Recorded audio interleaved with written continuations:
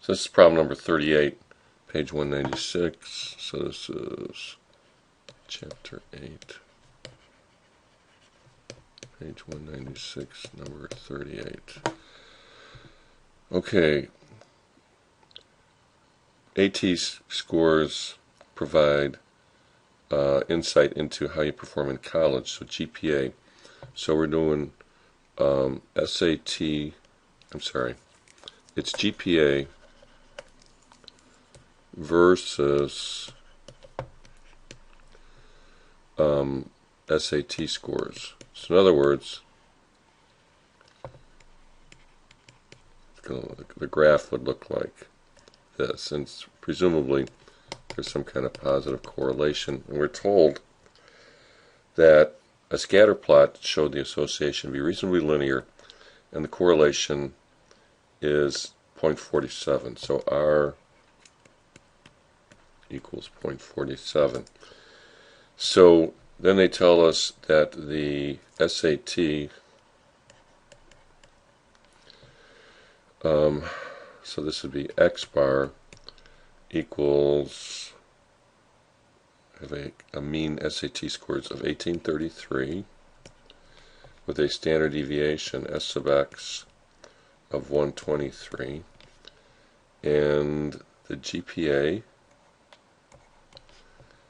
has a mean of 266, 2.66, and the standard deviation of the Y's is 0.47. So first thing is make the equation of the line. So we'll use the estimated output equals B sub 0 plus B sub 1 times the input, X in this case, estimated GPA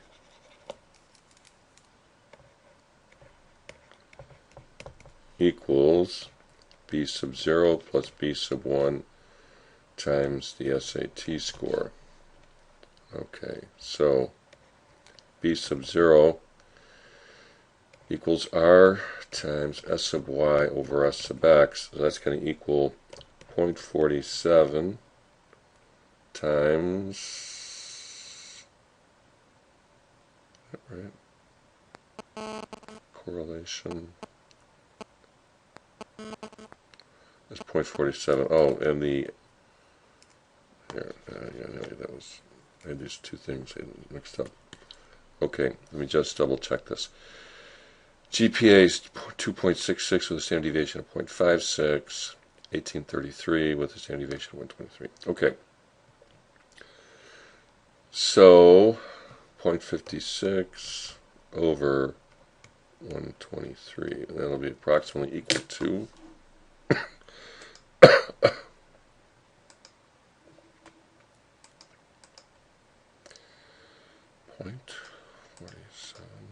times.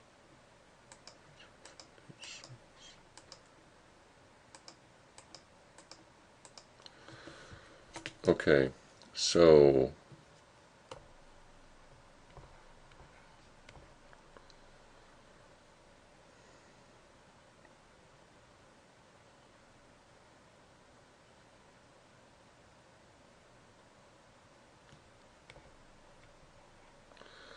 okay, all right.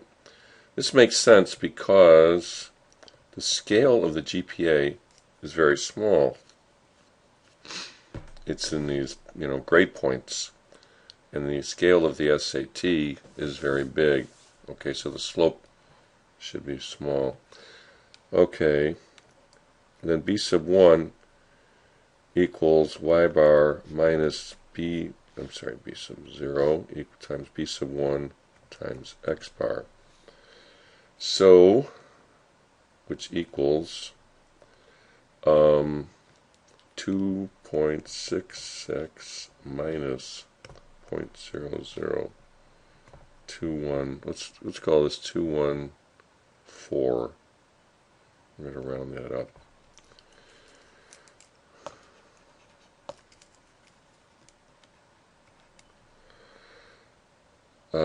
Y bar minus times X bar, which is 18.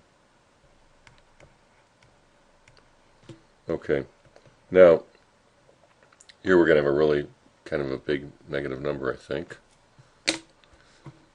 Well, not that big, but 2.66 minus 0.0021 times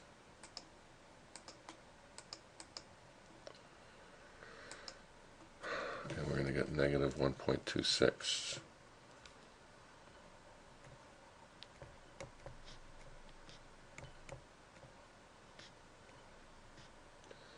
Call it 263.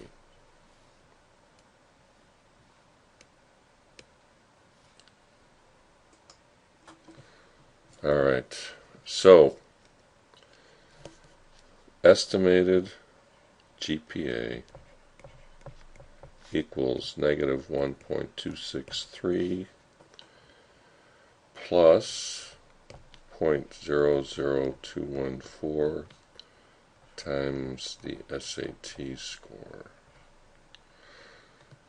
Okay, so that's A. Let's push on here.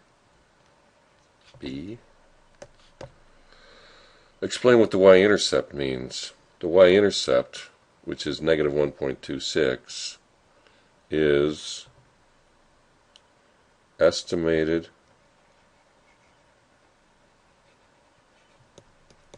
GPA. Obviously you can't have a GPA that's negative when SAT equals 0.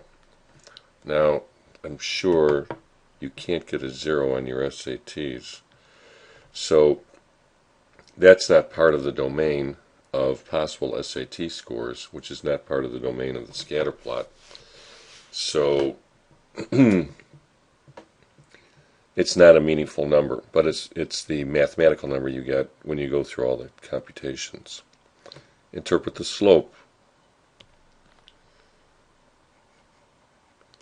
For each increase of one SAT score point, estimated GPA increases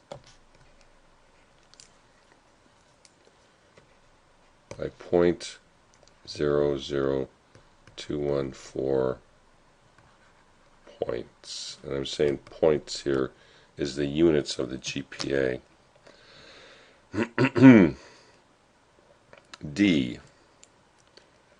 Predict the GPA of a freshman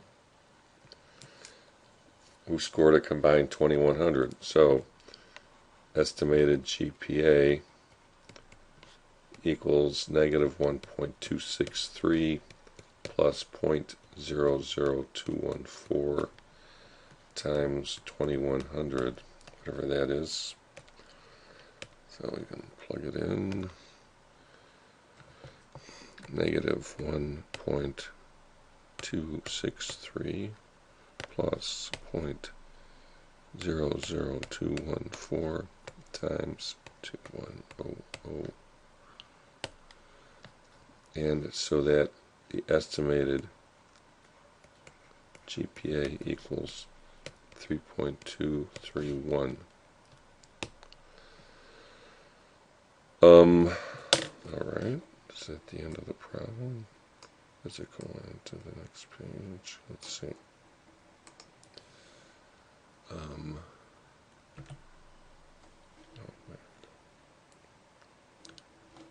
Turn this off.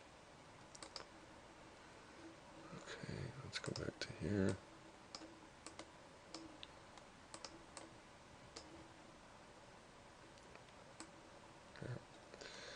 Based on these statistics, how effective do you think SAT scores would be effective? How effective do you think they would be predicting academic success? Explain. Okay, well, they told us that R equals 0.47. So R equals 0.47. So R squared equals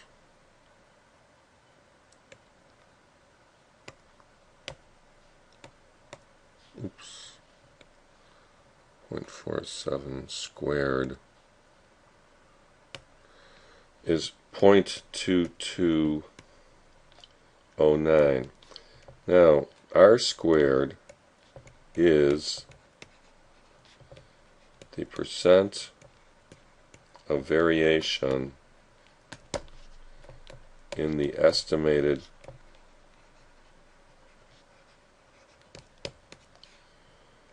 y variable accounted for by change in the x variable.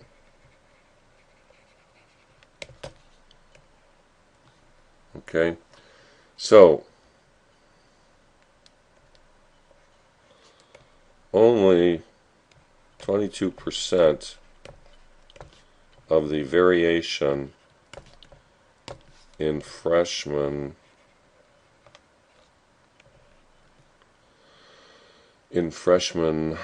GPAs in estimated freshman GPAs is accounted for by change in SATs. Not a good predictor, a very good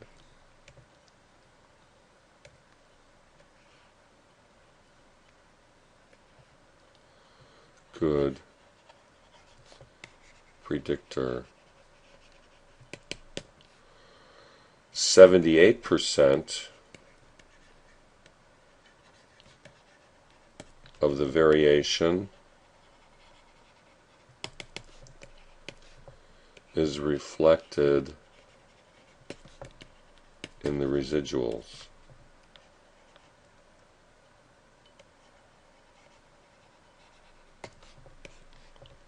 Other variables. Okay. Finally, would you rather have a positive or a negative residual in this context? Okay.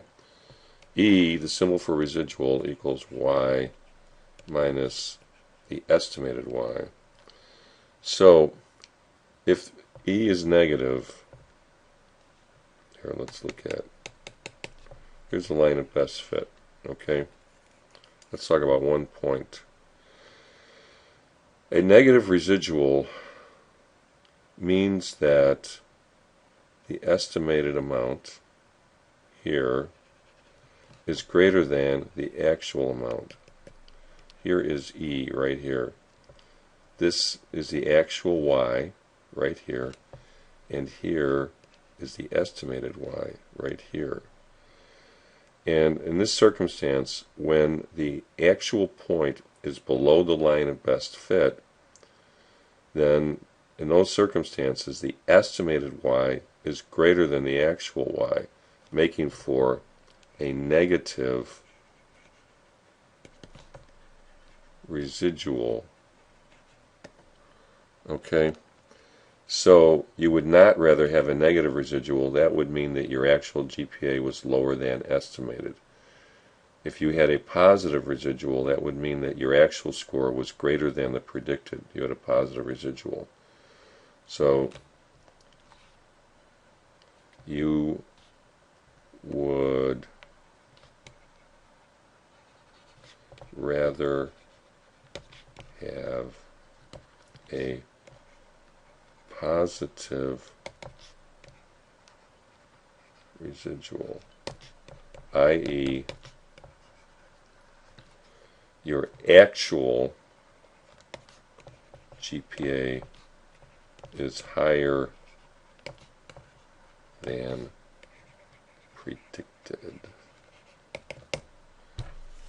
All right, that's it.